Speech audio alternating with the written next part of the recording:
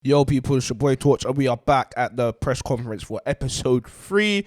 Boy, we got so much things to get into, whether it's the Ronaldo hat trick, Viva Ronaldo, whether it's, oh God, lost my chain of thought. Gomares, brilliant performance. Chelsea run out 1-0 winners. Kai Havertz with his 3 goals in 3 games in the Premier League. First time he's ever done that. Arsenal with their push for top 4, push for 3rd. Who knows if they carry on at this current rate. And Liverpool chasing down Manchester City. So yeah, man, if you haven't already, because the last video got over 300 views, 6 likes, where is the correlation? Non-existent. Hit that like button right now. Slap some comments to just let us know you're watching the video right now. And yeah, man, let's get into it. Whoever wants to start first. United, Tottenham, 3-2, Ronaldo hat trick. Greatest player of all time? Obviously, like second to Messi, but like Wow.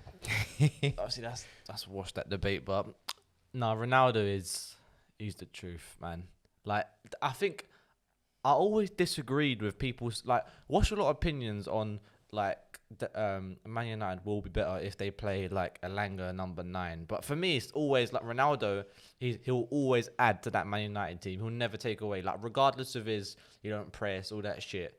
Like having Ronaldo there in that team, like in the number 9. It's only positive. Like, yeah. Like, I don't think it's a mistake that they signed him, or it probably was a commercial thing. But he's like a hat trick against Spurs. Fucking hell. Kerr, I know you was watching that game with the biggest smile on your face. What are you thinking of? What are you thinking of Ronaldo? Or is it Tottenham get battered everywhere where they go for you? I mean, the song says it all, really, innit? But like, in all honesty, when it was 2-2. That's what I wanted. Like, a draw kind of suited us perfectly. Personally, I thought it suited us perfectly. But United, with the games we got in hand over them, etc. For us, that was probably the better result. Like Man United getting it, and I don't even think it was so much that it was Man United playing well. I think it was more of a fact of Ronaldo turning up and having a point to prove. You know, like there's been a lot of talk about him over the last couple of weeks or whatever, and yeah, he come back with a bang. Let me ask you. Obviously, based on Ronaldo come back with a bang. Obviously, like you referenced the rumors about him not being there for the Manchester City game. Obviously, Ronaldo scored a hat trick this week. I think Benzema scored one as well. And Lewandowski all in the same week. Messi's had a poor week. Can we now end this debate of who the best player is of all time? I know people are going to say it's very reactionary, but I'm just looking at it and saying one's 37, playing in the hardest league in the world, and one's 34, and I don't think there's any excuse for the numbers that Ronaldo's putting up compared to Messi. Or yeah, do you not want to argue it and say you can't base it off that? I don't think Messi's heart's in it at PSG. Like it's like Messi, he had to go to PSG. Where like Ronaldo was like, I don't know. Nah, I still think Messi's better for sure. Wait, I'm a Messi man. Torch, what are you?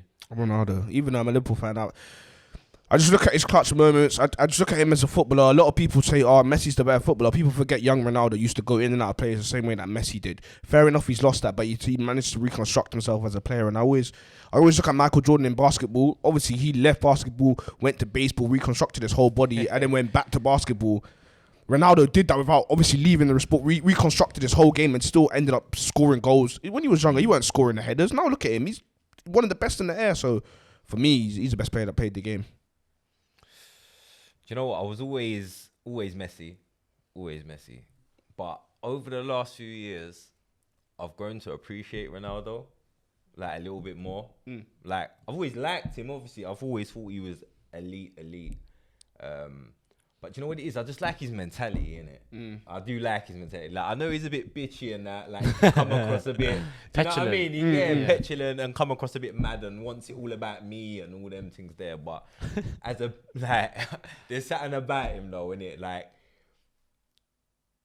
he's an alpha as well, innit? Like you know, one of them ones there. Like, and I don't know. I like the way he goes about his business. And one thing you can't say about him, man.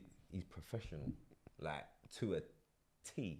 That's to a T. He's a model professional. Not that Messi ain't, but as I say, like you said, like the way that Ronaldo's taken care of his body and things like that over the years and whatever, is contributing to the fact that he's being able to last. Do you know what I mean? Like Messi's always had troubles, you know, like when he was younger and things like that with injuries and things like that. So I feel like where Ronaldo's taken care of his body so well over these years, I just feel like that's where he's getting that little bit more out of him at the moment, like where they both come to their latter stages. But I feel like early stages, I was a Messi guy.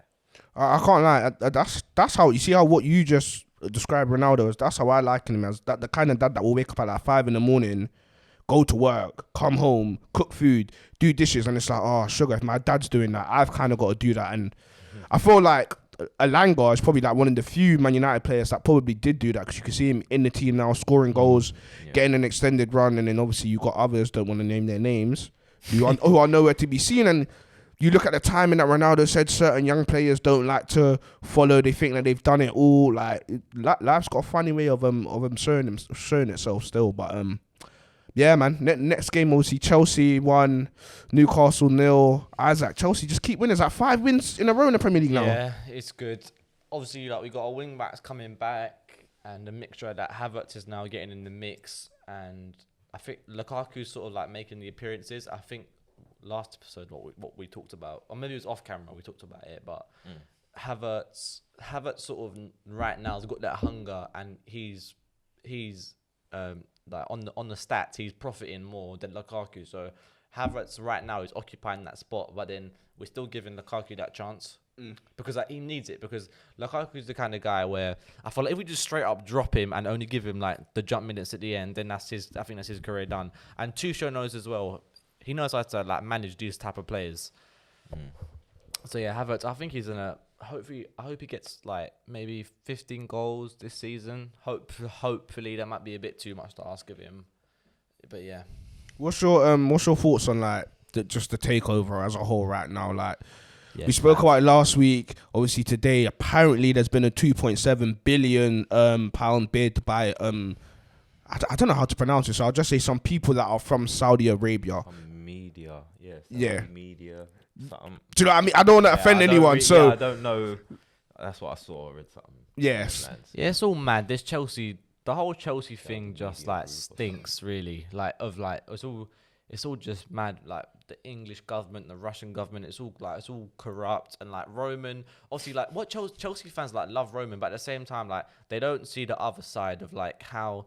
Like I watched a video on this. Like the way he set up the club is like it was toxic in a way, because like it was so powerful, but it has to be Roman, because like the way he set up them loans. You know about them loans? You're talking about them like 2 billion loans that were not billion, but like them like mad loans that he took out, and then he said that he's gonna like clear the loans.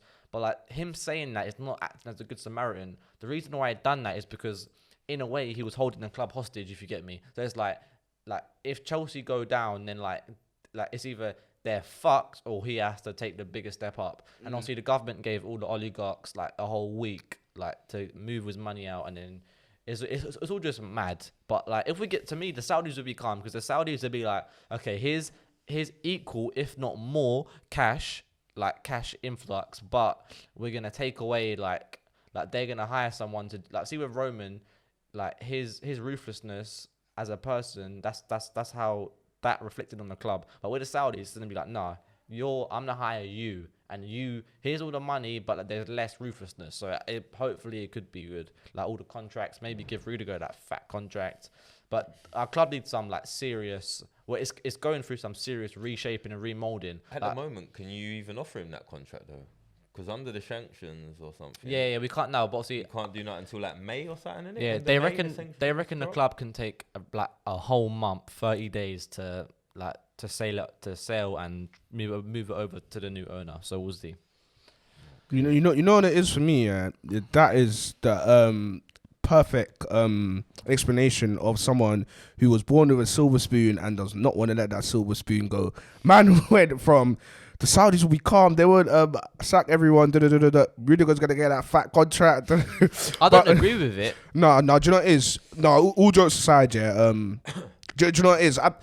I as a rival fan, I want to sit here and say Chelsea are done, Chelsea are finished. But I know football doesn't work like that. You just need an owner that's ambitious. Yeah.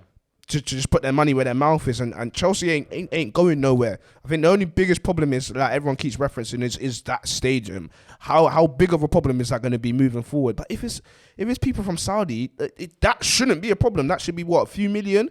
These guys are billionaires. For them that should be nothing. So I don't see why Chelsea can't stay where they are, if not improve. But I hope to God I'm wrong and I know nothing about football. What's your take on it, Kerr? Well, a bit like what you just said there, to be fair, bro. Like, come on, as a opposition fan, as an Arsenal fan, Chelsea have kind of snuck up since Romans took over, and Chelsea have kind of taken over in that time as like the dominant team yeah. wins the big trophy. I didn't know if you was gonna say it. Yeah, no, like, that win the big trophies. Like they These have are been facts. that dominant club in that time now, innit?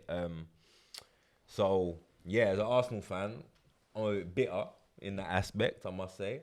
But I can only hope that it doesn't go so well for them, and that the next owner doesn't care as much as Roman did, and it's another like consortium thing, like a FSG or someone like the Cronkies, or like someone who's just they're in it, but they're not in it to win it. Yeah. Yeah. Like it's a good asset to have on their portfolio. Like they can hold that when they're looking to do other deals and things like that. They can always levy the club up against the assets that they're trying to attain and things like that. I don't want American owners. That's like these big, owners operate in it these days. So I'm hoping that it's a thing where they get an owner that's a bit like us, and they end up in a situation where we're all fighting. Bruv, and that's what it is. Because you know what it is? If we're all fighting, let's say Man City are still spending more money than all of us, we're all fighting, because we're all on the same level, that should naturally hopefully bring down their level. So then you got 6 teams hopefully fighting, man. But competition, innit? Yeah. You know what I mean? It just brings them down into the fighting pack a little bit more. Rather than just being able to just buy £100 million striker, him flop, buy another one, Higuain flop, buy Werner, whoever, bro, Alexandra Pato, Falcao, like you lot have had so many players that just come and go, and you just replace them the next season. Oh my God. The names, like the names that Chelsea have brought in through the door under Roman Abramovich. Oh my God. Oh my. There you go. And even some of the players, that we did so we could say Eden Hazard.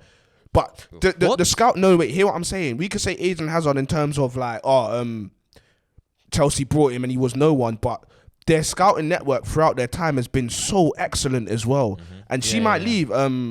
Maria, however, that goal was the truth. I'm watching it now on the telly. That first touch. Let's talk about it. What was your thoughts on the Newcastle game? Because it was a last minute goal and it was only a 1-0 win. How did you see it? Yeah, I mean, it's a bit of the same story, innit, with Chelsea at the minute, like with some of them performances. Yeah. I was sitting there and there was a bit of an inevitability about it. Like I was sitting there with my pal when I was watching it, and I said to my boy, I was like, bro, you know what's gonna happen? Like, come 85th minute, these man are gonna pop up, turn it up. I can't believe that. 1-0 Chelsea. I didn't think that at all. I didn't think that at all. Listen, these men have been doing it. For but Newcastle, how stodgy it is for months now. It's stingy our style of football. Like it's 5 back. And then, if we're defending, not many attackers could get past. Like we defend so deep, but at the same time, if you get our ball to our wing backs, more time than in the final third. So one pass, and then we're there, and then we just build up. It's like our football's like that. Like you said, there is a sense of it's gonna happen.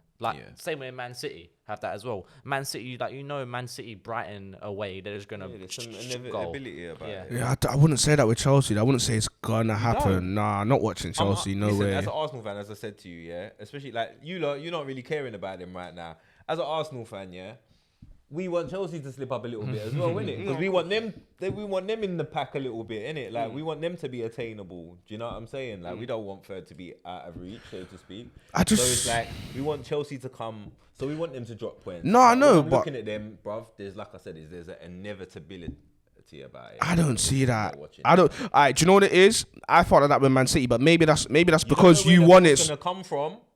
But one's coming, bro. Yeah. No, I don't like. I watched that whole game. Yeah, while I was tidying up my house, I was multitasking, which is very rare for me. But I didn't see. But honestly, I thought Newcastle were much the better team, man, in terms of defending. And when they got on the ball, they just looked like they. Bruv, there's so much players were injured. They looked like they wanted to make stuff happen. That was Guter, whatever his surname is. That's his first start in the Prem. Gimerich. That's his first start in the Prem. Jacob Murphy instead of Alan St. Maximin. No Ryan Fraser. No Callum Wilson. No Joe Willock. No John Joe Shelby. Like, these are no Kieran Trippier. These are mainstays in this team, bro. And they played so well. Yeah, maybe we got lucky as well. Did you not see Dan Burns' fingers? That's not real. I was going to come on. That's not real. That's just a meme. His fingers like that. Are you sure? Yeah, I promise you, bro. I can load it right now. His fingers like that. It's not real. I found it funny though because obviously, if you don't already, make sure you follow Big Ego Sports #7. We share a lot of memes on the Big Ego Sports account. But I didn't feel like resharing it because I just didn't find it funny. Like his finger was just like that. He missed a shot. Yeah.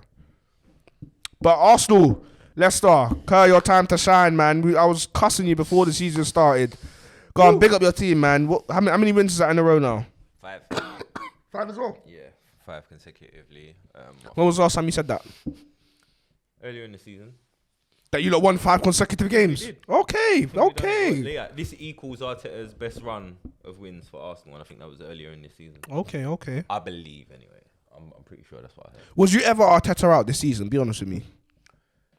And I'm not talking half. I'm talking, was you ever to get this guy out of my club? This season, not so much. Last season, most definitely. I was like. So what's changed? Like, I don't watch Arsenal every single week. From last season to now, what has actually changed to make you not be this top 4 team? What's changed that I've seen in terms of maybe change my opinion on Arteta, I'll go with more, is that from the beginning of the season, some of the transfers and stuff like that happened this summer, I thought were fairly underwhelming as an Arsenal fan. Yeah, because I wanted a big summer. Yeah, we all did, all Arsenal fans. Yeah, we wanted a big summer, wanted some big names, things like that. Yeah, the players we got weren't quite that. I'm sitting there thinking, right, we're spending all this money on Ramsdale, thinking he's going to be a backup keeper. Okay, now in hindsight, he's turned out to be good value for money. Same with, I'd say, Ben White. The price tag's a lot. He's still got some, going to fully justify it. Yeah. But the way he's going and his current trajectory at the moment, he's getting better and better at it every single game. He's proved a lot of people wrong at the moment. His partnership with Gabriel is one of the main reasons why our defences looked so good in front of Ramsdale. I think we've got the 3rd most clean sheets in the league this season. Do you know what it is? I know Chelsea got good defensive record. So do Liverpool and Man City. So you probably are 3rd or 4th there or thereabouts. But in terms of like clean sheets themselves, like so we're pushing it. And when you think of some of the at the beginning of the season, like I said, the way we started, the amount of goals we were shipping, and things like that. I'm not even scoring them as well. People for thinking what's going on, but at the same time, we did have a lot of players out and things like that at the time. Not everyone wanted to be hearing them things. It's the truth. Once we got the players back into the team and everything like that, and Arteta was working with them, we've gradually seen a steady progression throughout the season. We started out being harder to beat, or focusing on being harder to beat. The football wasn't very expansive, but we was very regimented in the way we was trying to, in the way we was being set up, and we was trying to nick results. Then gradually, as the season's gone on, we're a little bit more confident in terms of our setup and everything like that, the spine of the team, the way everyone's set up. And now you're starting to see the front players starting to flourish a little bit more now. So now you're starting to see, okay, patterns of play. That's scary, man. Yeah, like it's that's what I'm saying. I've been saying it for a few weeks. I've been saying it for a few weeks. Arsenal are playing football. Like it's good young players. Like we're playing good football. We're scoring good goals. Even down to like last week, we got a bit ahead of ourselves with the Watford game because we was playing some good football. You could see the players were getting ahead of themselves. Let the back door open a little bit. Allowed Watford to come back into the game and made it look close when in reality the game itself wasn't that close in terms of quality. And then this weekend, what I liked about it was the fact that we turned around and said, you know what? We controlled it. We had a little shaky 15 minutes, I think, just before the first half time, first half an hour while we was a dominant team. For about 15 minutes before half time, Leicester started growing into the game. I got a little bit like, right, we need to get another goal. But then we come out again, second half, got a grip on the game again. And I feel like we learned a little bit from the Watford game in terms of, all right, we got a good goal, etc. But they didn't get ahead of themselves. They just dug in and they managed the game very well. Got the second goal, and I never felt that we was in trouble at any point. I feel like this is probably like, in terms of the Arsenal players in and around the squad, I feel like this is probably the best group of players that they feel like they played with in a long time, because there was so many times where Arsenal would concede a goal and players' heads would drop. Like there was times, it's not even so much the talent, because some of them teams gone by did have some talent, but it was the application. You know what I'm saying? Like, and the mentality of some of them players. And I feel like Arteta's weeded out a lot of the players that weren't about that life kind of thing, you know. And no, he has. Some of the, you know, other players flourishing. And I think you could have seen, I thought like a big part of our season was when he got rid of Aubameyang, even when he dropped him, before he even let him go to Barcelona, when he dropped him, because he didn't play him for a good 2 months. Yeah, no, he didn't. So for those 2 months, when he decided to drop him, what I thought was very telling was that none of even the players that are close to Aubameyang, closest ones, like your Lacazettes and people like that, none of them even were like a little bit funny with Arteta. They were like, if anything, Lacazette stepped up. He's got the captain's arm, which I find mad. Him and Aubameyang were. They were Cody's. No, 110%. So that to me spoke volumes for how on board this squad is with what Arteta is trying to do right now. Do you know what it is, Kurt? And this is with a lot of footballers in football. And Isaac, let me know your opinion on this as well. I just always find it mad when you have a bad egg in the change room, because I look at Aubameyang and I say, let's just say you are a bad egg, yeah? What are we talking about? What, you turning up late?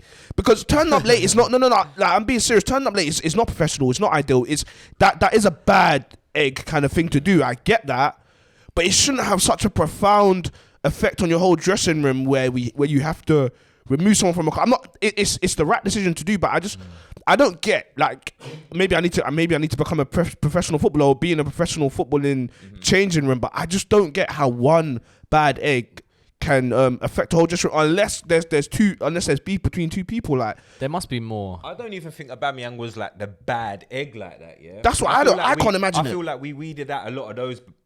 Like already. Before him, you know, like your Mustafis, your Ozil, yeah, them kind of guys. Kolasinac, like we weeded out a lot of these kind of players, yeah, that were on the fringes, not getting games and things like that. So what do you think it was with Aubameyang? What would he have been doing wrong? I feel like Aubameyang was pretty loved, innit, by a lot of the members of the squad, and I reckon by a lot of the coaching staff and people like that. Same. That's the vibe I get. Even people in the club, the tea lady. Yeah. Just imagine him being a smiley. Hello, how are you? Yeah. People in the club, like, because he's one of them people. You can tell he don't go around like, even just the way that he's got time for the fans. Yeah, even Troops today. That's what I'm saying, because he had time for people like Troops and things like that. People tried to get onto him for that and whatever. Like, the man's his own man, bro. If he wants to do that, that's what. Yeah. But that's, bro. We're human, bro. Like, at the end of the day, man's in a position. Do you get what I'm saying? Let me say hello. Yeah. In a position that we all would love to be in. Yeah, no, of course. He's a man, innit? Yeah, no, of course. So if he's saying to the next man, you know what I'm saying? He's giving showing man some time or some love or showing a fan.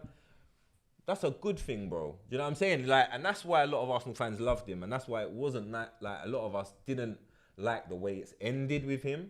And we wanted to kind of see a little bit of a reconciliation between him and Arteta. However, it wasn't to be. And that's what I'm saying. Like, it's not that I thought that he was a bad egg, but I felt like them two had their differences. I feel like Aubameyang is set in his ways. He's the way he is. He's a man of, obviously, at the age. He's at that end of his career now where he ain't going to change who he is. He hasn't got time to do that. And I feel like Arteta had everyone else on board. But him. Stick into his... Do you get what I'm saying? And I feel like Aubameyang was maybe just a little bit, not that he was thinking, but he was a little bit lax with some things. You know, like where he was the star. Oh, yeah. I'll just take it cool. I'll smile it off. Like, I don't need to take it that seriously. And I feel like when he got that opportunity, when Aubameyang done whatever he did, I feel like there's more behind the scenes than obviously what's come out. I don't feel like we're ever going to know now really what happened and whatnot. But at the end of the day, it's all under the bridge now.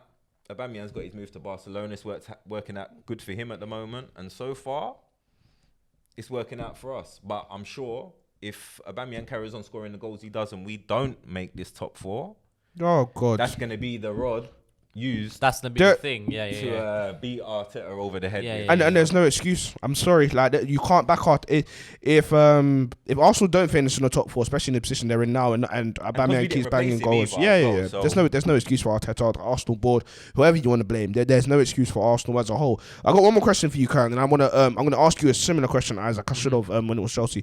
I'm gonna give you 3 players, yeah, and tell me what Arsenal do with them in the summer. So you've got Mesut Ozil. I'm joking. So you've got Alexander Lacazette.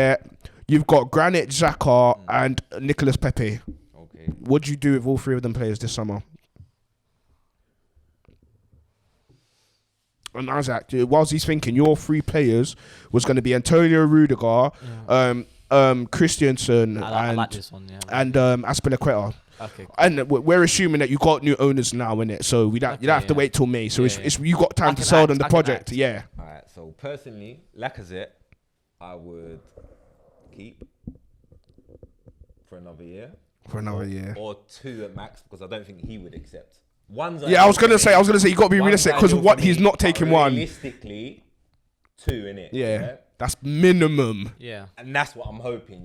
2, because for me, I want Laka to stay, so then we can focus on, because if we get rid of both strikers, in our team, every team in Europe knows Arsenal need a striker. So no matter who we go for, straight away, that price tag is going straight up, regardless. So we ain't Chelsea. We're not. We're not how Chelsea used to be. So Don't say I'm that. not Newcastle. We're not City. Do you get what I'm Wow. saying? We're not Chelsea. We're not Newcastle. Was it a bit early? No, I like that one still. I like that one still. But we Man can't said get no. petrol. You need to You pull that get one. me? Editor, rewind that one still. We That one, can't that's be dirty. I like reckless, that. my guy. You get me? We can't be reckless. Like, we can't afford it. Like, at the end of the day, like, I feel like if we keep Lacazette, 1, we don't then look so desperate this summer. 2, we can use all our resources on the 1 striker that we're gonna need right now for this coming season to be our main striker. Hopefully, Champions League striker. Fingers crossed. Yeah. And and then at least then it gives him time as well, that whoever that striker may be, a little bit of bedding in time. Yeah, because Arsenal will be an Arsenal. We all know, that Arsenal ain't gonna get this business done in the first week. Oh no. That's a deadline day signing. That's a deadline day signing. So there ain't gonna be no time to settle in, no time to none of. So if we've got Laka already in the squad, it just eases a little bit. Of course. Gives man time to ease himself. And that new striker don't even have to start the first game. Laka could start the first 3. Come back from international break. Himself into the thing, and that's the way I'm seeing it. So I'd keep Laka. Next one was Pepe. I like Pepe. I'm keeping Pepe. And who's the next one? Granit Xhaka. No, because no. I don't mind you taking long. I'm just confused on Pepe. Like, I know you like Pepe. I like Pepe as well. I think a lot of people like Pepe. No, Pepe's my but is he guy. Arsenal level? He is Arsenal level. But he hasn't shown it yet, You know though. what it is? This is true. Wait. Did you say stiff, Isaac? Yeah, I'll already am. Go on. Explain why, man. I just don't. How long has he been at Arsenal for? Do you know what? It's 70 million, and 70 mil. I forgot about that. No, like for 70 70 million. mil. Hang on, a Chelsea fan can't be talking about money spent on a player that's flopping, bro. You got a goalkeeper that costs more than him sitting on your bench, mad. bro. No, that's mad. They just cost you the blinking Carling Cup final, yeah. Don't try and come in from Man said, no, that's mad. in front of me, not on today's show. I was like, don't have it. You can't send This it is to him today, these fam. are the London About spending derbies. money. Nah. I'm from Liverpool. I'm out of it. Don't Nah, ever watch sorry. that accent. It is the worst Liverpool accent you'll ever hear. Nah. Cancel that.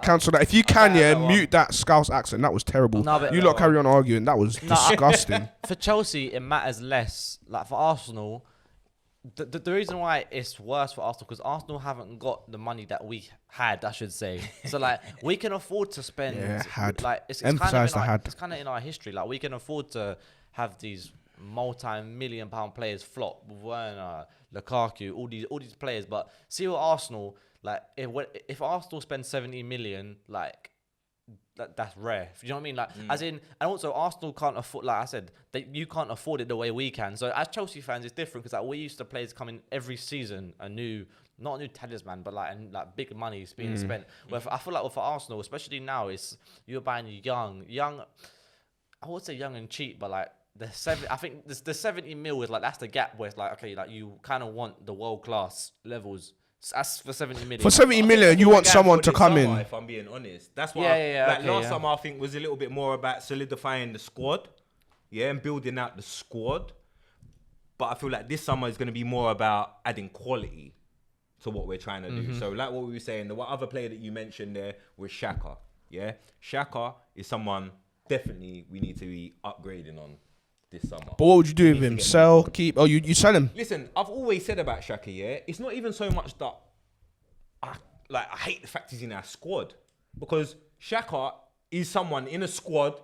Like, you can see the squad look up, like certain players, and he's one of the leaders in that team. Like, regardless of the madness, he got stripped to the captaincy because of, you know what I mean, that time when the fans and whatever. Which he shouldn't. No player could be at Liverpool after that. Carry on. Everyone always knows that Xhaka behind the scenes is one of the real leaders of that dressing room, innit? Yeah. So I feel like it's not even so bad to have him in the squad, but I just don't think he's been starting 11 quality for Arsenal. Do you get what I'm saying? Week in, week out. Like, Arsenal need an upgrade on him in that position. I just don't think he ain't got the legs. Coming in, filling in the odd game here and there. He can do a job now and again. But he's not who we need to be relying on going forward, innit? So, like I said, I don't mind if he's in the squad. We've just given him a new contract in the summer. So, I don't know if we're going to sell him. However, we need an upgrade, regardless if he's going to stay or not. Who would that upgrade be? Quickly, just name the name. Then we're going to go to Isaac for his free. I don't know, bro. If I'm being honest, you know who I'd love? It ain't ever gonna happen. Let me hear this. Go on, you know who it's gonna be. It's not N'Golo. Nah. Oh, I was gonna say. Bro. Who? Bellingham, bro. Oh my God. He wouldn't come Of course not. But I'd love it. Oh man, sorry. It's just because he's linked to Liverpool. I know. It's just because he's linked. I was not expecting. That's oh my God. I know it's never gonna happen. That shocked me. That was shocked. I would love it. You lot should get, bro. You lot could Rice, bro. If Rice in that midfield as the defensive one, he's more defensive than Partey. So if you want Partey to have that Xhaka role, and then Rice to sit. Rice has got more legs as well. West Ham want money, though. If I'm being honest, I don't think that's what we're trying to do. There's no way, bro. I'm telling you. Look at if you look, like, since we've been playing our best football now, like this part of the season, there's been a tactical tweak by Arteta in it, where he's playing Partey as the base. It's no longer the two pivots as Xhaka and Partey now. It's Partey as like Xhaka's almost got like a midfield floating role, kinda. Yeah, it's like we're playing with like 2 8s. It's like you got you got Odegaard on the right side of Partey, and then Xhaka's so on a flat 4-3-3. Yeah, precisely. So. But he's further forward and whatever, innit? I don't mind him with ball progression. It's just it's not even that I want another I don't even necessarily want another destroyer in there. I want someone necessarily who's going to be a little bit more progressive. No, but that's what I think you guys need, because I look at it like this: if you have a destroyer there, I think you could play Partey one side, you could play Odegaard the other. If you come up against Liverpool, and you get caught on a counter attack and Partey's running back towards his own goal, I don't back him to meet in that challenge, bro. I don't. I just don't think he's that good defense. I think he's a very good midfielder overall. I don't think he's shown that in the Arsenal shirt yet. He's definitely shining now, though. No, he is showing it now, but it's the same thing with the Kai Havertz. It's the same thing with the Kai Havertz argument. I can't say that they've... Even when people were trying to get onto him, it's not even so much that he was playing bad. It's just that you was expecting more from him, innit? Do you know what? We was all expecting that Arsenal's midfield with Partey would finally have control. And only it's taken nearly 2 years for the midfield to look. Bro, that's in disarray, bro. I know, but you see, when you're a good player. Yeah, of course, bro. But Man United are full of good players, bro. Yeah, but Chelsea finished. Okay, I'm not having it. Chelsea finished 10th. Chelsea finished 10th. Had good players and won the league the next season. You're not getting that out of me. I rate him, but he's not the world's best player, bro. Man United in terms of Man United's midfielders are dog compared to Arsenal. Man United's midfielders are dog shit, bro. No, Pogba is not. He's not a defensive midfielder. So really and truly, he plays for France, though. All right, he plays for France there. But wait. All right. I answer my question. Wait. All right, you asked me one question. Let me ask you one. He plays there for France, but what role has he got? Has he got the Partey role or the Xhaka role? No, but what I'm trying to say. No, wait. But what role has he got? In 2 different environments. He's got the Partey. He's a different player. All right, because what role does he have in the 2 different environments? Does he have the Xhaka role or the Partey role? He's got in midfield for France. All right, when he's plays in midfield for France, does he do the Saka thing or the Partey thing? In your opinion, he's alongside Kante, so it's pretty obvious. What do you mean? But it depends, bruv, because he doesn't play like either of them. Bro. No, but my point is, yeah, who is naturally more deeper, Kante or Pogba in the front? Plays for the deeper role. All right then, all right. So he plays a deeper role. Yeah, so right, therefore, Pogba's a little bit more further forward, so he's allowed to do his thing more. You see when United play, on my life, bro, I've seen Pogba in a pivot alongside Scott McTominay and Fred, and either one of them have been the more advanced out of the two. And it's the same. It's the same. What they've been more advanced than Pogba. And I can swear that on my son's life. I'm not just saying that to make my point. So my thing is with Pogba, it's like, bro, it's the same thing with Partey. I just don't think that they're that good to be left in the midfield by themselves to pick up the pieces defensively. I just feel like it depends on your environment as a player if you're gonna flourish or not in it. You can't always expect, whether you're a good player or not, if you go into a certain environment, you're not always gonna flourish in it just because you're. No, I didn't expect. Trust me, I didn't expect Partey to be getting goals and assists. To be like in place for you to thrive. Bro, look, like you see with Thomas Partey, when he come, did you not just think that Arsenal's overall possession of the ball is just gonna go up there a little bit more? We're just gonna look more controlled in games. We're just gonna look more assured. I just don't think he's brought that control to the midfield, and that's what it was for me. That's what I thought he was gonna bring. Maybe I needed to watch Atletico Madrid more, but I thought what Arsenal always been missing in the midfield was that control. I feel like he's become better now. No, he's become better now. But it's the same thing with Kai Havertz. I can't tell you 100%. He's not a flop. It's still on the fence. It's still on the fence. It's still on the fence. If he has a season like he has this season next year, then 100% no. But he's had one good season and one. Yeah, last season was Yeah, but when everyone played dead, bro, that's what I'm trying to say to you. The whole team played dead. But good players stand out when you play dead. Xhaka and Partey, they're too hot-headed as well. Certain games he did, and that's what I'm saying. You're going to see certain things in flashes, innit? But it's going to depend on their environment if they can consistently flourish, bro. I look at Ronaldo, bro. No matter what environment he is, he flourishes because he's that good, bro. Honestly. Yeah, but not every game, though, bro. Because Partey's had longer than just a game. Every game, though, bro. No, do you know what it is? Thomas Partey's been sick. Like, let me get this out there now. Thomas Partey's been sick this season, innit? I'm just saying. I just personally thought he'd have brought more balance to Arsenal's midfield. Like even against Leicester, I feel like Arsenal should be at home as well. Leicester shouldn't have more possession. Obviously, it ended 52-48. But Thomas Partey in there, he should be grabbing hold of that ball more. That's just my opinion. Then on the weekend, yeah. But I thought Partey boss. No, I'm not saying he had a bad game. I'm just saying against a team like Leicester at home, Arsenal should probably under Odegaard. Arsenal should have more than 48% of the ball against a team like Leicester, and Partey is partly due to that reason. He should be grabbing the ball more. That's just how I see it. Yeah, but it's just it's comfortability, bro. Because there was times where there was just waves and waves, and we was penning them in, bro, and they couldn't do nothing. So it just it depends on what you're doing with that position. Because that position that Leicester had was very passive. But Arsenal teams of the past, bro, whether it's passive or it's progressive, they dominate the ball. But a lot of the Arsenal teams also in the past year dominated the ball and were guilty for just playing crab football, bro. Just sideways, backwards, passing for the sake of passing. We're not saying that about Wenger ball.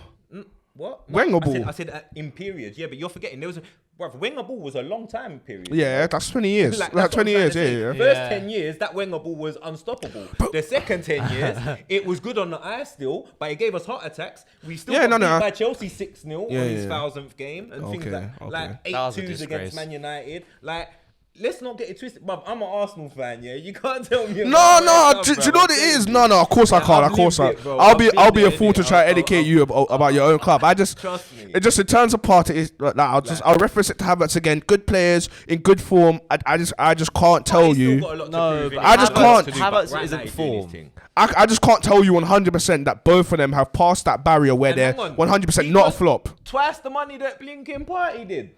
Who? Havertz? Yeah, he was like 80 million, bro. No, but Havertz isn't form. Havertz is like... It was 40 million. There's a level that Havertz has hit now. Like, so wait, who's been the better player then since they joined? Havertz for Chelsea or Partey for Arsenal? Who's got the Champions League final? Forget that. Forget the goal. No, that's but what he's living on. Yeah, no, but you can't forget the goal. No, forget the goal. That's what Havertz is living on. You can't like one's an attacking midfielder, one's a defensive. But who's been more consistent player? Who's been more of a consistent player? Havertz, for sure.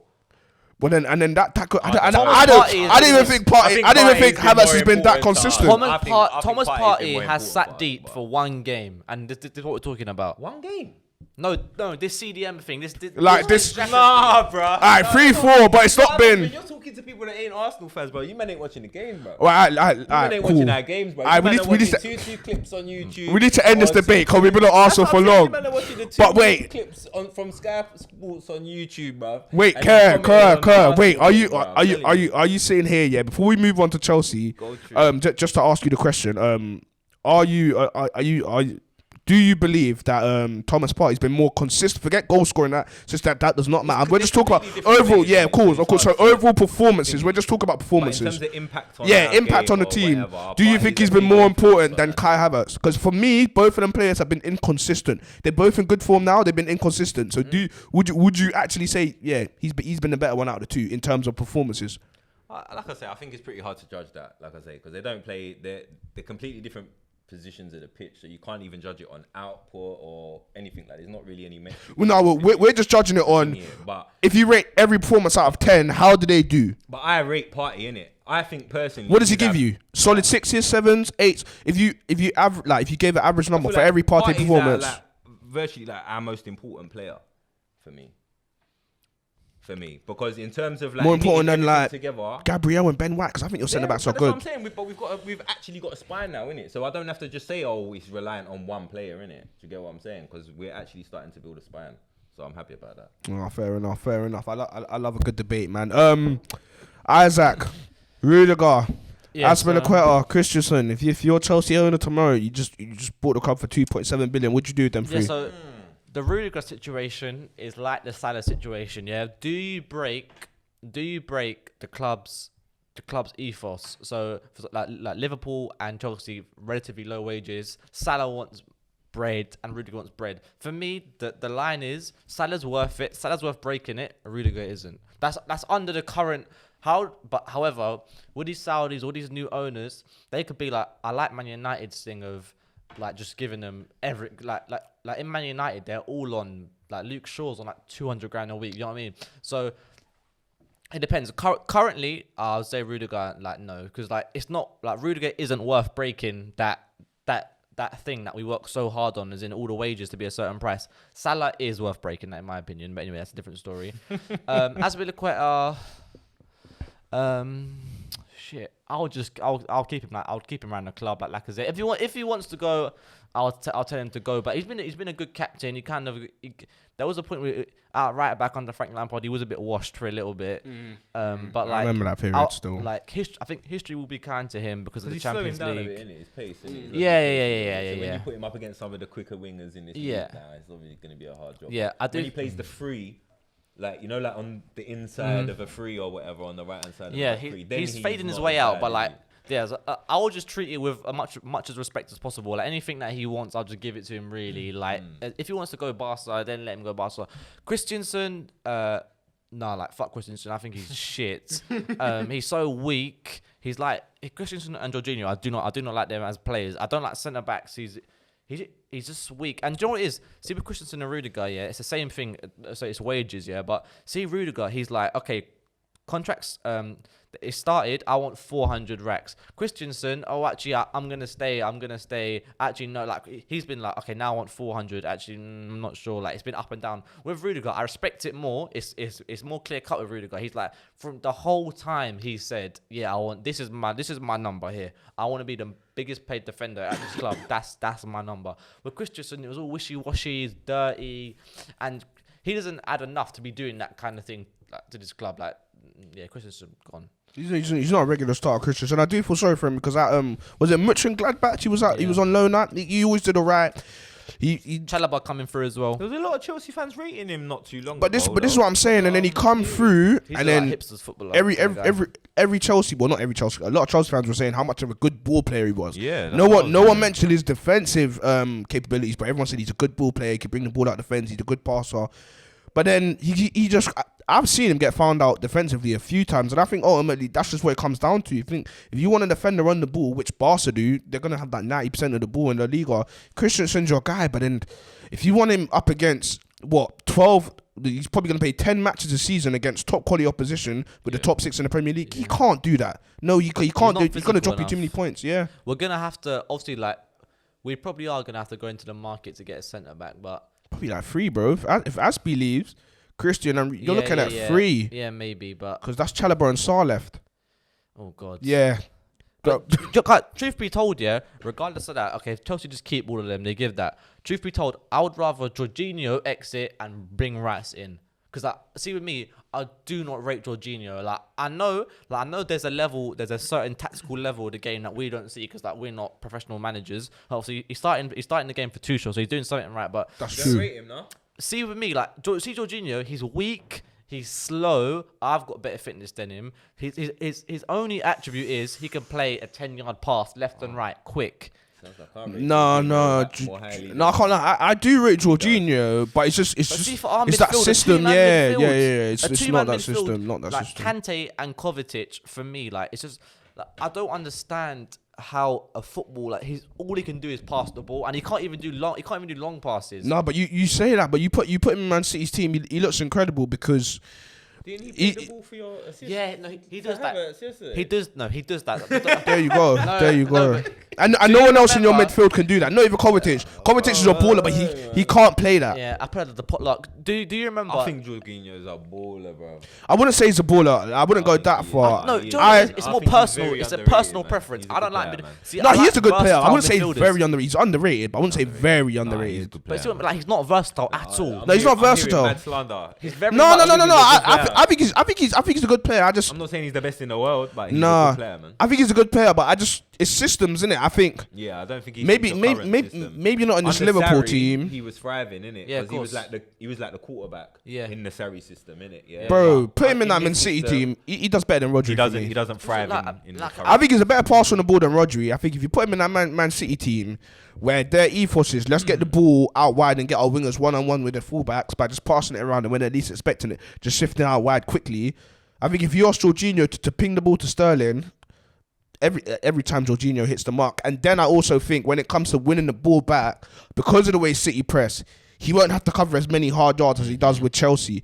And he will have the cover of everyone pressing rather than just another midfielder next to him. So, yeah, man, maybe system, but he's not a wavy player in another system, but he's much better than he is in another system. I think Rice is unilaterally better than Jorginho, except from his. I reckon Jorginho's got more football IQ on the pitch. He's smart, he's intelligent, but nah. Do you know what it is? For me, it's more personal preference than it is tactical. Do you know what it is? I think if Jorginho had, you know what Pirlo had? Pirlo had the passing and he had the little dribbles. If he wanted to, he could beat 2 or 3 players on a little mazy one once every blue moon. I don't see Jorginho have that. If he had that little, not even burst, but I can go past 2 or 3 in dire situations. Kind of like what Joel Matip does at Liverpool. To beat a man, basically. No, but you don't even, sometimes you don't even need speed to do that. I sit there and watch Granit Xhaka in it. And have done for the last. Yeah, and they're very similar. And that's what it is. Yeah, he's yeah, a very similar player. He's a much better version. But that's what I mean. So to me, I think that's why I can probably appreciate how he plays, because there's been times when I'm like, that's how you play. Yeah. That role, how Shaq. Do you know? What But I'm saying? Xhaka can hit one and he can't. But I know what you mean though. Jorginho is still the much better player. But yeah. All right, time for my time to shine. Liverpool 2, Brighton 0. It weren't 1. Nah, another clean sheet. Do you know what it is?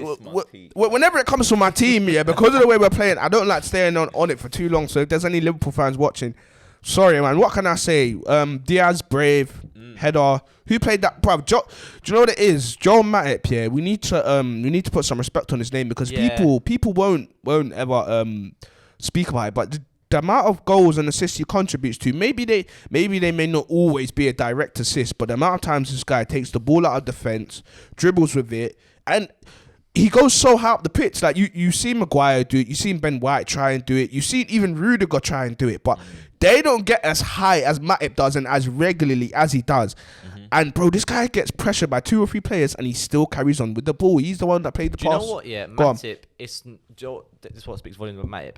It's not a rare thought for people to think that Matip is a better defender than Verge. That's not someone says that it's a little bit but it's not mad. No, I wouldn't say crazy. overall, but if you said this season, Matip's been Matip. The season he was playing better than Van Dijk. No, even now, if you ask if you ask most Liverpool fans who's played better overall for the majority of the season, they will say Matip. I don't know if I would agree with that, but I know, and I'll put my life on it. If you ask the majority of Liverpool fans, they would say it. Liverpool fans saying that. Well, for sure, he's there as his second over Gomez, as really the well. second, like over Gomez And over Konate, yeah. He's definitely he's leaps and bounds ahead of both of them.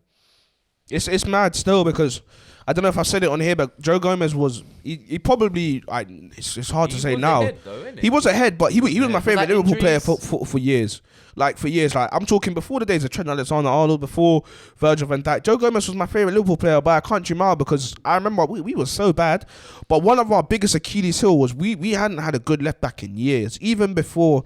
No disrespect to Jose Enrique, he was a good player in his pomp, but towards the end of his Liverpool career, he really wasn't good. And after that, we had Alberto Moreno, who just wasn't. He was good. He actually had all the technical ability to be a good left back, but just his defensive ability was just non-existent. Then you had an 18-year-old right-footed centre back come from Charlton Athletic, and comes and dislodges a Spanish international at left back. And then he just starts so many games, and then gets an ACL, comes back when Klopp's come back, gets another ACL. He starts playing centre back when we win the Premier League and Champions League. So I've always had massive love for him, but it just shows how good Matip's been.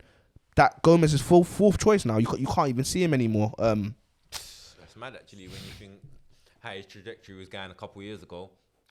It's just like it's one injury. England squad and everything, wasn't he? But I don't even I don't blame him and I don't blame Klopp because I look at it like this.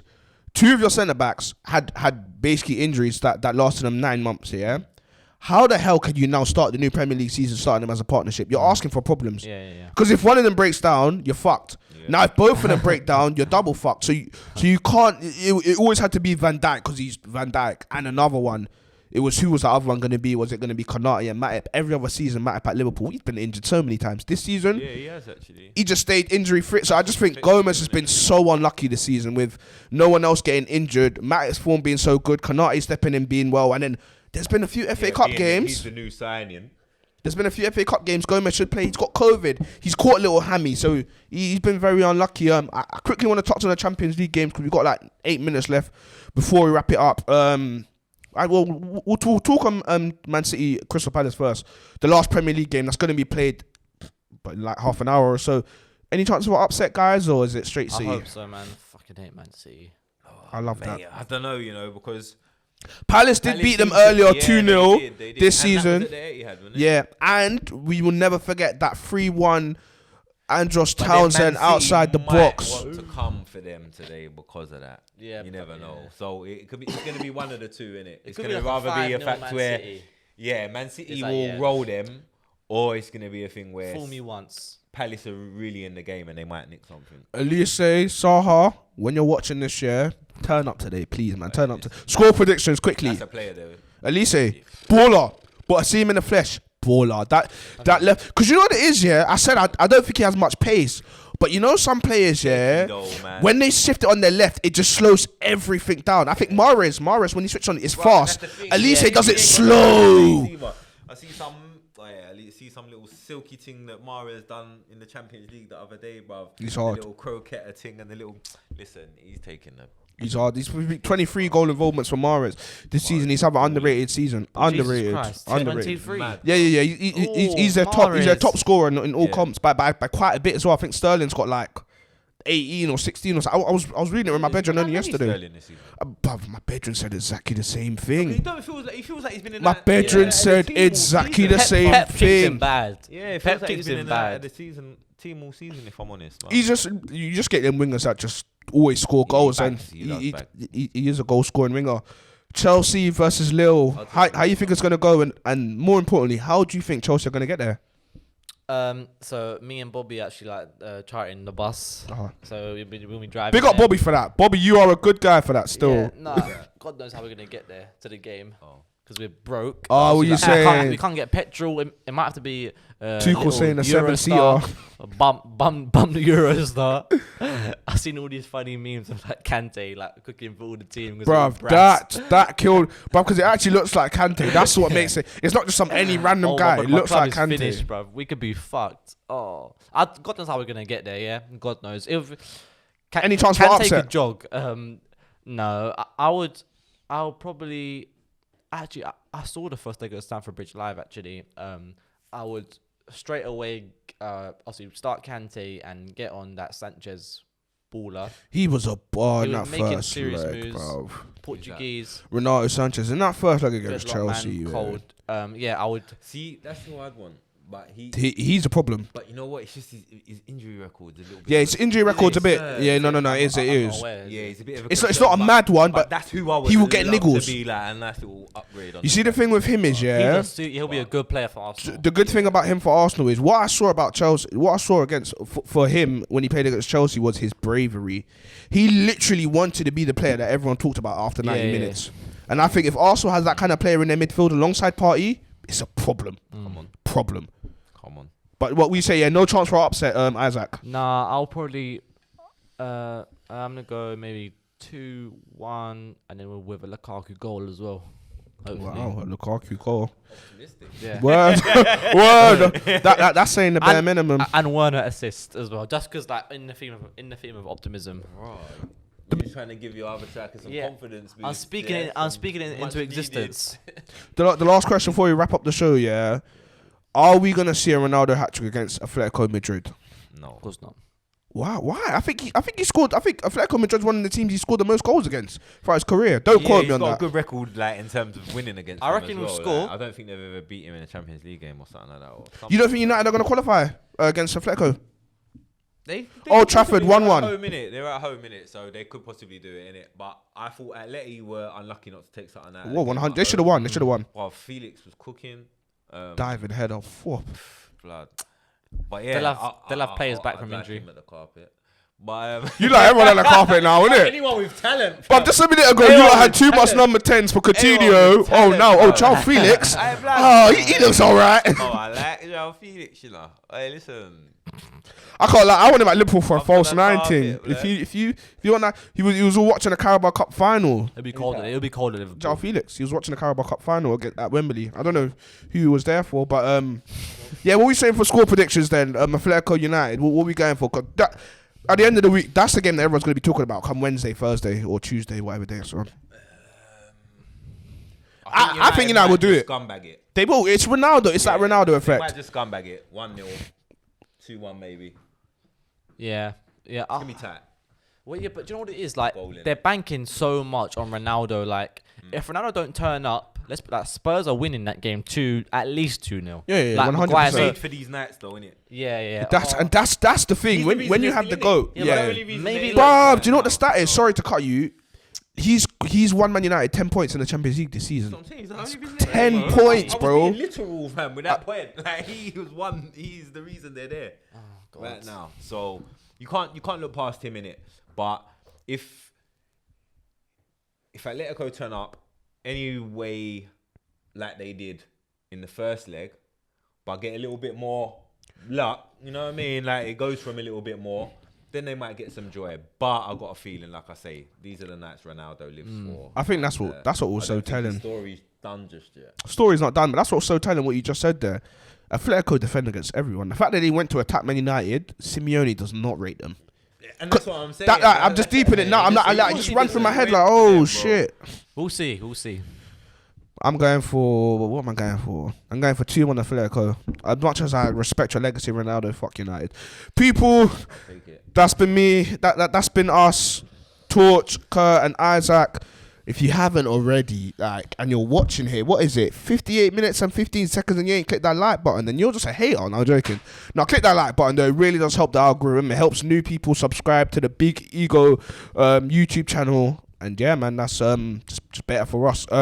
Yeah, hit the like button, hit the comment button, smash that notification bell, and we will see you this time next week. Good night. God bless. Thank you.